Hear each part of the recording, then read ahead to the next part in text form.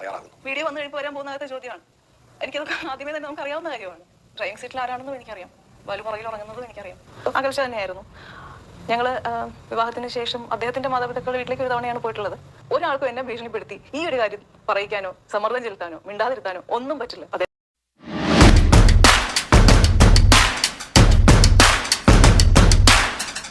നമസ്കാരം.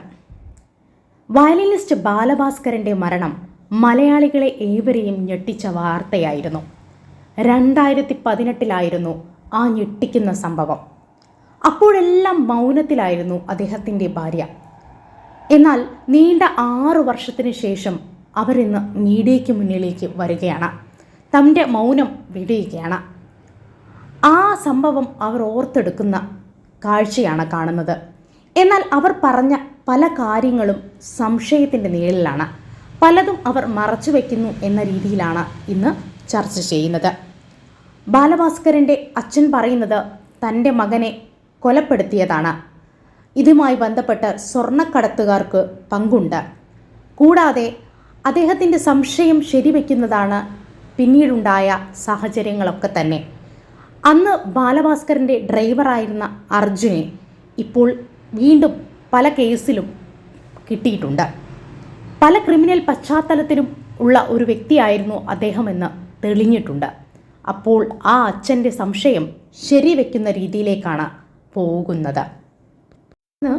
ആ അപകടമുണ്ടായ രാത്രിയിൽ അവരുടെ യാത്രയുടെ ഉദ്ദേശം എന്തായിരുന്നു എന്ന് ഇപ്പോഴും ലക്ഷ്മി വെളിപ്പെടുത്തുന്നില്ല.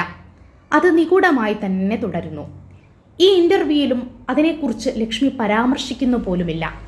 മാത്രവുമല്ല, പൂന്തോട്ടവുമായിട്ട് ലക്ഷ്മിക്കും ബാലഭാസ്കറിനും ഉണ്ടായിരുന്ന ബന്ധം എന്താണെന്ന് പോലും ലക്ഷ്മിക്ക് വ്യക്തമായിട്ട് പറയാൻ സാധിക്കുന്നില്ല. ഇതൊക്കെ സംശയങ്ങൾ നിഴലിക്കുന്നു.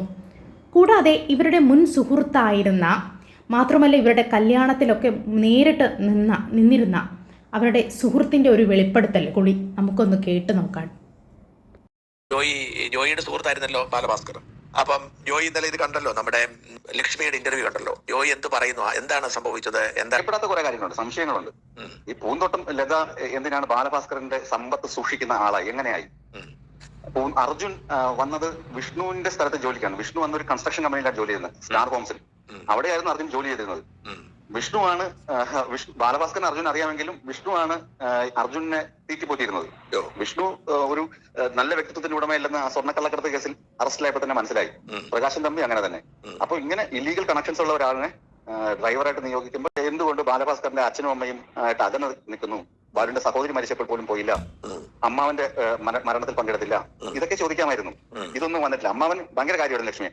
വേറെ പോയില്ല, അമ്മാവൻ മരിച്ചപ്പോഴും പോയില്ല, ബാലുവിന്റെ നേരെ പെങ്ങൾ മരിച്ചപ്പോഴും പോയില്ല. അവര് ദീർഘകാലം സുഖമില്ലാതെ കിടന്നത്.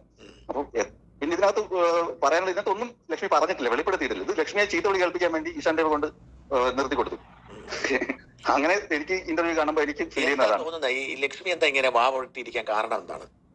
ലക്ഷ്മി ആരൊക്കെ ഭയപ്പെടുന്നുണ്ടാവും. പിന്നെ ലക്ഷ്മിക്ക് അറിയാം ഈ പൂന്തോട്ടവുമായുള്ള ബാലുവിന്റെ കണക്ഷൻ. ബാലഭാസ്കറിന്റെ അമ്മാവൻ തന്നെ എതിർത്തതാണ്, അതിൽ പോകരുത്, അവിടെ വേണ്ട, അവരുടെ രീതികൾ നമുക്ക് ചേരുന്നതല്ല, നമ്മുടെ നിലവാരത്തിന് ചേരുന്നതല്ല എന്ന് ബാലഭാസ്കറിനെ അമ്മാവൻ തന്നെ വിലക്കിയിട്ടുണ്ട്.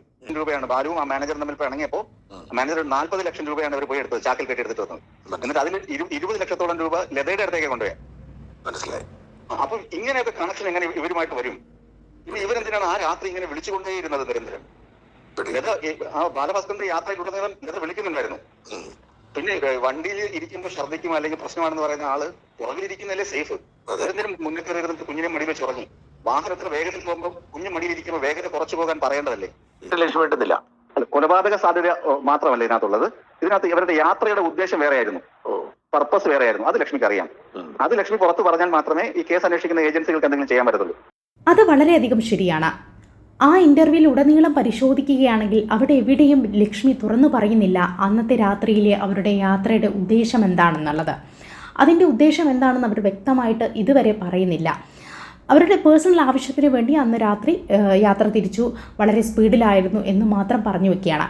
കൂടാതെ ഇതിലെ പ്രതികളായിട്ട് എന്ന് സംശയിക്കുന്ന മാത്രമല്ല കൊടും ക്രിമിനലാണെന്ന് അവർ ഇപ്പോൾ തെളിഞ്ഞിരിക്കുകയാണ് ഈ വിഷ്ണു തമ്പിയും അതുപോലെ അർജുനൊക്കെ.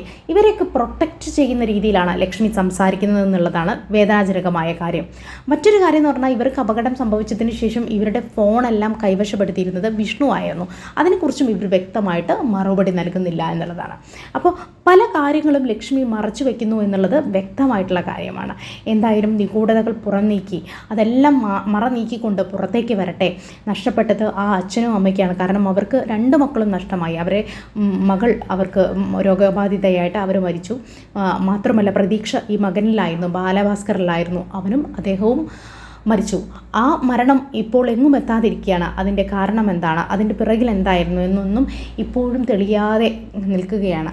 അപ്പോൾ എന്തായാലും നമുക്ക് പ്രത്യാശിക്കാം ഇനിയെങ്കിലും ഇത് തെളിയുമെന്നുള്ള കാര്യം നമുക്ക് പ്രത്യാശിക്കാം. കാരണം ഇതിനു പിറകിലുള്ള ആളുകളൊക്കെ തന്നെ പല കേസിലും കൊടും ക്രിമിനലുകളാണെന്നൊക്കെ ഇപ്പോൾ തെളിഞ്ഞിരിക്കുകയാണ്.